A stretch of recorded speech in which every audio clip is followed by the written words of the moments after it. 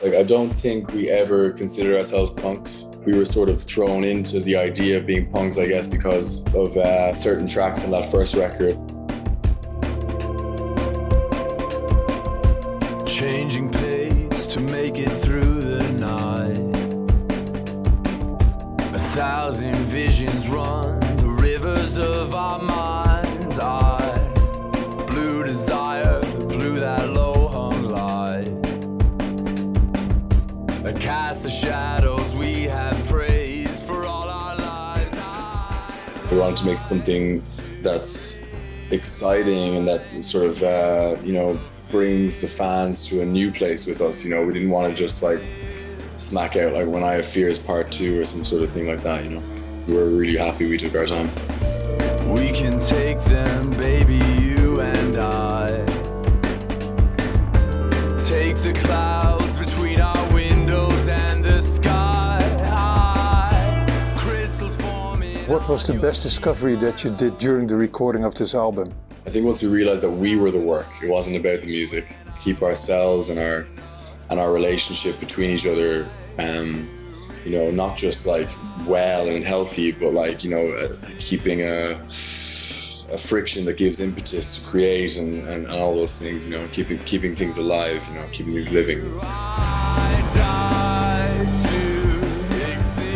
It's like a relationship that you have, of course. Completely.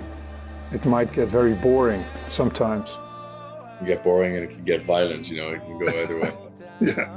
The day bleeds the night out. Our nightmares are wonderful. Last time we met was in July 2019 in that studio in Amsterdam North. You still recall that moment?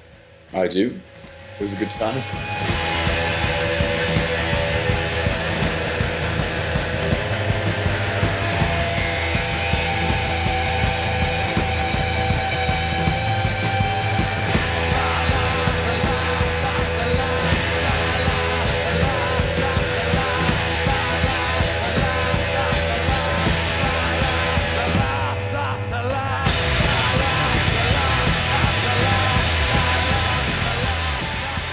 We loved it, working with you guys. Beautiful, lots of energy.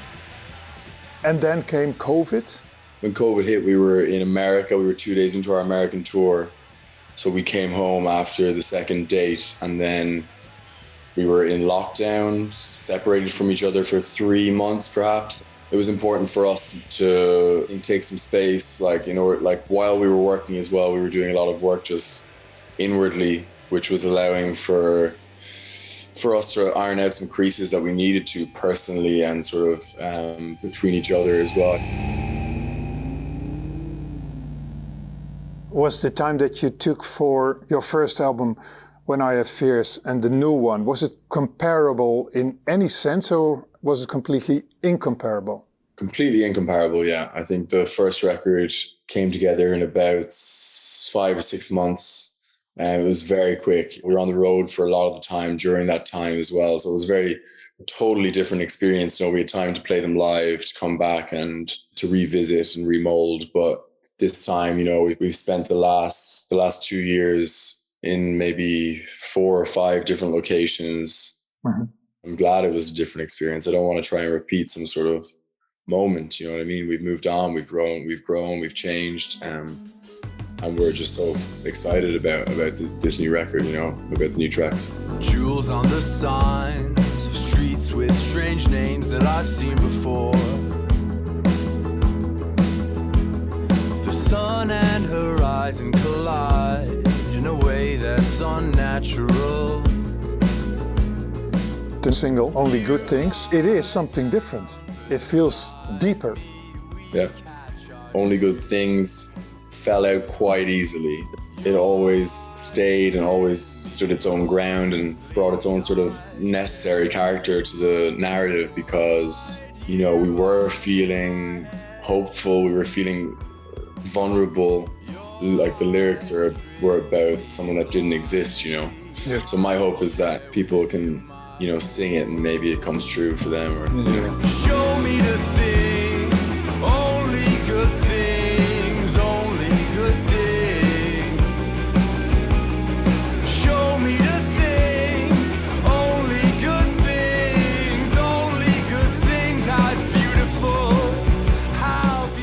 have you become better as a musician, as a writer, as a singer, because of the deepening aspect of your music?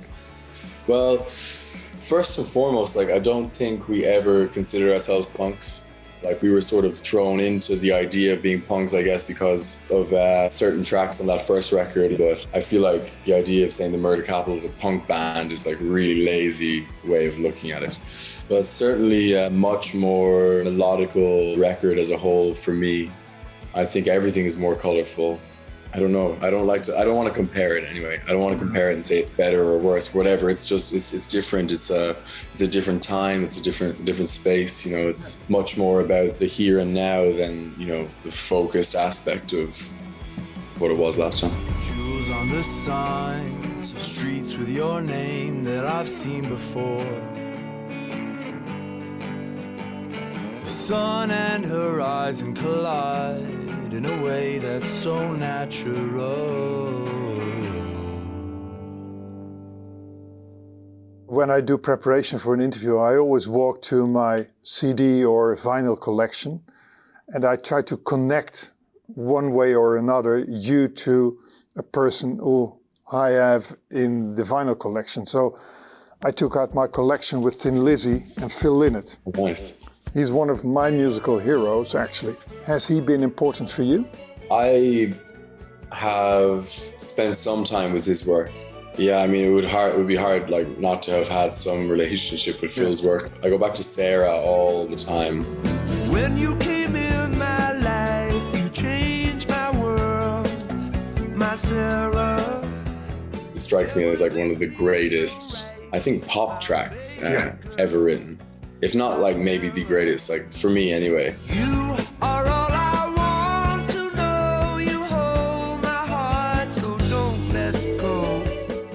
I couldn't sit here and tell you I'm like a die-hard Thin Lizzy fan, but, you know, I've spent some time, and everything he has done culturally, musically, everything, you know, it's beautiful, beautiful work. Sensitive lyricist, very sensitive. When you're not thinking about music, what are you doing? Is there anything that you do outside creating something in music? I think the main thing that I really do is like sort of nourish the relationships that matter to me as much as possible, like no more than probably anyone else, but like to me anyway, like, you know, I get a lot out of, you know, reaching out to my friends and spending time with them where I can. I always wanted it to be like this for us, strung out on love. Amongst other things as well, you know, I have a great love for cinema, so I spend a lot of time watching film, and there isn't much time outside of music. There isn't a huge amount of time, but when there is, yeah, I spend it with people I love and, you know, just experiencing, living and collecting information. Where are your friends now? Where are your friends now? Well, they're all flying high. So looking forward to the new album. Beautiful. I really can't wait for you to hear it. Thank you very much for your time now. And give my love to the band. I will do.